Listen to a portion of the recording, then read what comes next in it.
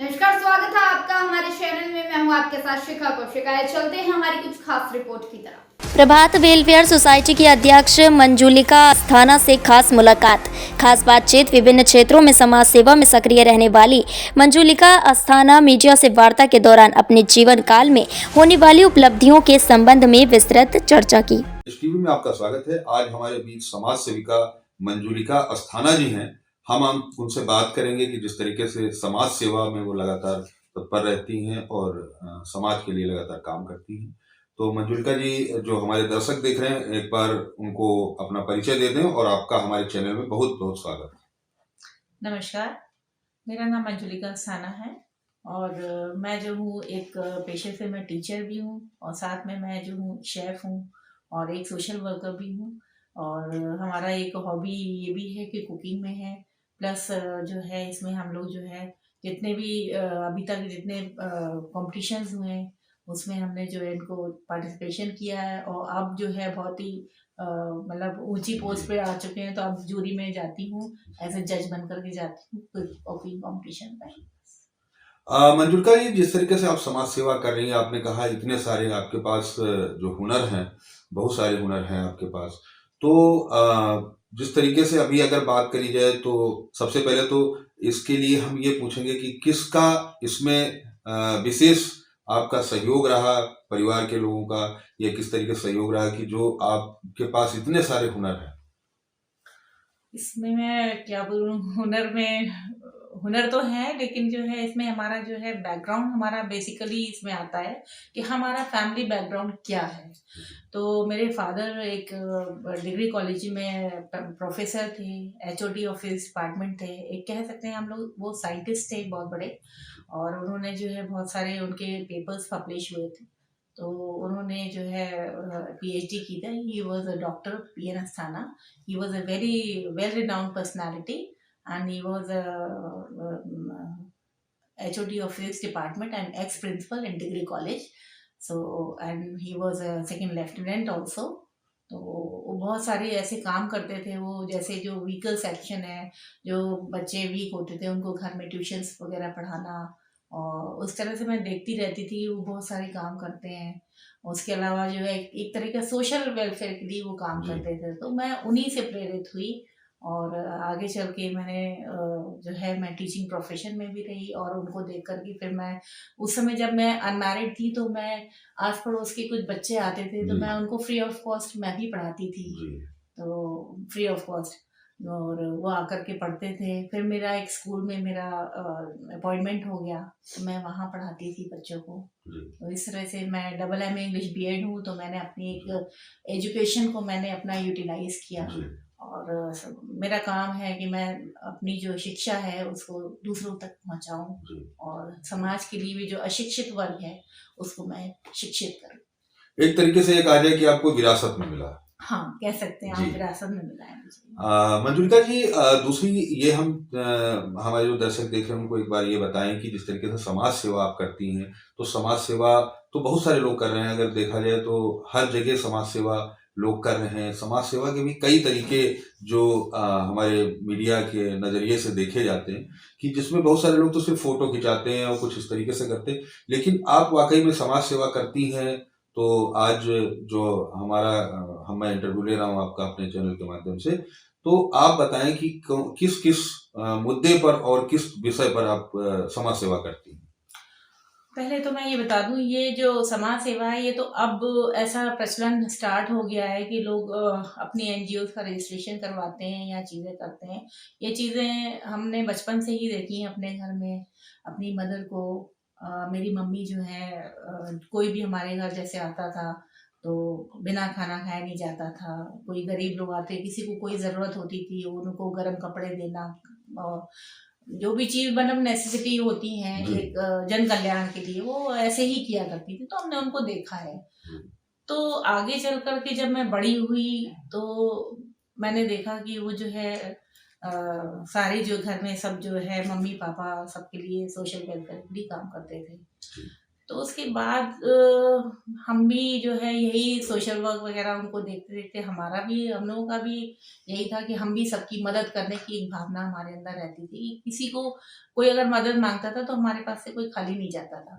फिर 2015 में मेरे फादर नहीं रहे, तो मैंने उनकी मेमोरी में ये प्रभात वेलफेयर फाउंडेशन खोला। उनका नाम डॉक्टर पीर अस्थाना था, तो मैंने पापा के नाम पे जो है ये स्टार्ट किया और मैं उनके नाम पे जो है बहुत सारे सोशल वर्क करती हूँ और आगे चल के मैं जो हूँ इसमें बहुत वेलफेयर फाउंडेशन खोला। उनका नाम डॉक्टर पीर अस्थाना था, तो मैंने पापा के नाम पे जो है ये स्टार्ट किया और मैं उनके नाम पे जो है बहुत सारे सोशल वर्क करती हूँ और आगे चल के मैं जो हूँ इसमें बहुत सारे और भी काम करूँगी और इसमें मैं कई सेक्टर्स में काम कर रही हूँ। जैसे स्लम एरिया में जो है जो लेडीज़ रहती हैं उनको कई तरह से एजुकेट करना, बच्चों को एजुकेट करना, मेनली है विमेन एम्पावरमेंट पे काम करना, एनवायरनमेंट पे भी हम लोग वर्क करते हैं। उनको जैसे पर्यावरण दिवस है, उनको पौधों के बारे में या किस तरह से क्या चीज़ अच्छा है, स्वच्छता अभियान करते हैं और साथ में जो है बच्चों को एजुकेट करना और लड़कियों की शादियां करवाना, जो गरीब कन्याएं होती हैं तो उनको शादी करवाना, उनको जो भी जिस तरह की भी मदद उनको चाहिए तो हम लोग उनको प्रोवाइड करते हैं। एक चीज ये हम और जानना चाहेंगे, क्योंकि आप जो अगर बात करी जाए शिक्षा में भी, आप बहुत सारे लोग एनजीओ जो बनाते हैं वो शिक्षित उतना नहीं होते, लेकिन चूंकि आपके पास ये भी एक विरासत में जो चीजें मिली हैं और साथ में शिक्षित भी हैं आप, तो और शिक्षिका भी हैं, तो कहीं ना कहीं एक बात ये भी हम जानना चाहेंगे कि जिस तरीके से अगर बात करी जाए कि लोगों को जो एनजीओ की जरूरत क्या पड़ी, जो सरकार लगातार काम कर रही है और नॉन गवर्नमेंट ऑर्गेनाइजेशन के माध्यम से जिस तरीके से लोग काम कर रहे हैं, तो आखिरकार सरकार स्वयं इतने योजनाएं बनाई हैं, तो एनजीओ की क्या जरूरत थी? देखिए, सरकार अपनी तरफ से बहुत सारे काम कर रही है। मोदी जी, योगी जी इतने अच्छे काम कर रहे हैं। उनकी कई ऐसी स्कीम्स हैं जो जिसका बेनिफिट कई लोग नहीं उठा पा रहे हैं। कई लोगों को मालूम ही नहीं है कि ये किस तरह की जो उनकी स्कीम्स चल रही हैं। तो वो उन स्कीम्स के बारे में लोगों को अवगत करवाना, उनको बताना कि ये स्कीम्स हैं, इसको आप इस तरह से अप्लाई करेंगे तो इस तरह से आपको ये जो है फैसिलिटीज मिलेंगी। तो इसके लिए एनजीओज ही आकर के, संस्थाएं जो बनी है हम लोगों की प्राइवेट, यही आगे आती हैं और उन चीज़ों के बारे में लोगों को अवगत कराती हैं। तो कहने का मतलब है, देखिए प्रधानमंत्री जी तो बहुत अच्छे काम कर रहे हैं, मोदी जी, लेकिन जो है ये अब उनकी हर चीज़ देखिए गरीब तबके पे और ये जो स्लम एरिया है, कई लोगों को इनकी जानकारी नहीं है, तो हम लोग इनकी जानकारी इन लोगों को प्रोवाइड करते हैं और इससे इन लोगों को इनका लाभ मिलता है। एक तरीके से जो सरकार की योजना है उनके लिए जागरूकता का काम, हाँ। और साथ में अगर बात करी जाए कि एनजीओ काम वही करती है, बात बिल्कुल सही कह रही हैं आप कि एनजीओ इसीलिए बनाई जाती है कि जो सरकार नहीं कर पाती वो एनजीओ करती है। हाँ जी।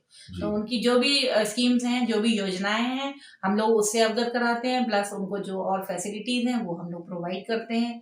तो हर तरह का काम करते हैं। तो इसमें मेनली है हम लोग एम्पावरमेंट करते हैं, गर्ल एम्पावरमेंट पे काम करते हैं और मेनली है बच्चों की शिक्षा, उनको एजुकेशन करवाना। देखिए स्लम एरिया में क्या होता है, अगर हम उन लोगों को पैसा दे दिया फीस का, तो वो लोग उसको स्कूल में नहीं जमा करते, तो हम लोग उनको उनके हाथ में ना दे करके स्लम में डायरेक्ट स्कूल में हम लोग जो है फीस वगैरह प्रोवाइड करते हैं, ताकि उनकी फीस वहाँ डिपॉजिट हो सके और बच्चा अपना टाइमली स्कूल जा सके। जनरली क्या होता है, ये लोग क्या है अपने आप पैसे खर्च कर लेते हैं, घर में खर्च हुआ या कहीं और यूटिलाइजेशन कर लेते हैं।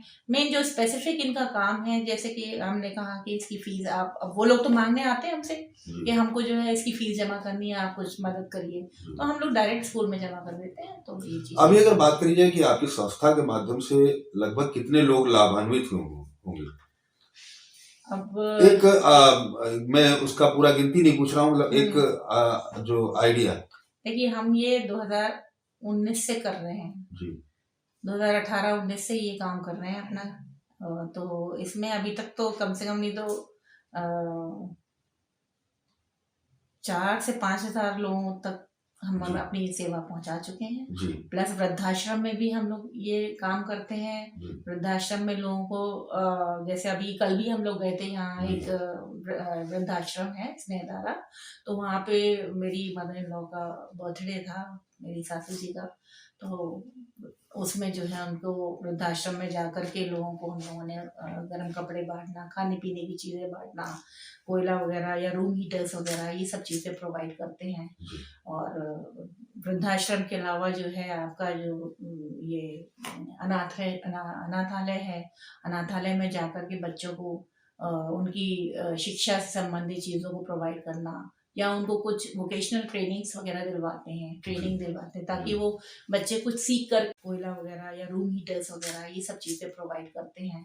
और वृद्धाश्रम के अलावा जो है आपका जो ये अनाथालय है, अनाथालय में जाकर के बच्चों को उनकी शिक्षा से संबंधित चीज़ों को प्रोवाइड करना, या उनको कुछ वोकेशनल ट्रेनिंग्स वगैरह दिलवाते हैं, ट्रेनिंग दिलवाते हैं, ताकि वो बच्चे कुछ सीख करके अपने इंडिपेंडेंट आगे चल के बन सकें। जी तो इस तरह के हम लोग काम करते हैं। जी बहुत बहुत धन्यवाद, आपने महत्वपूर्ण जानकारियां दी।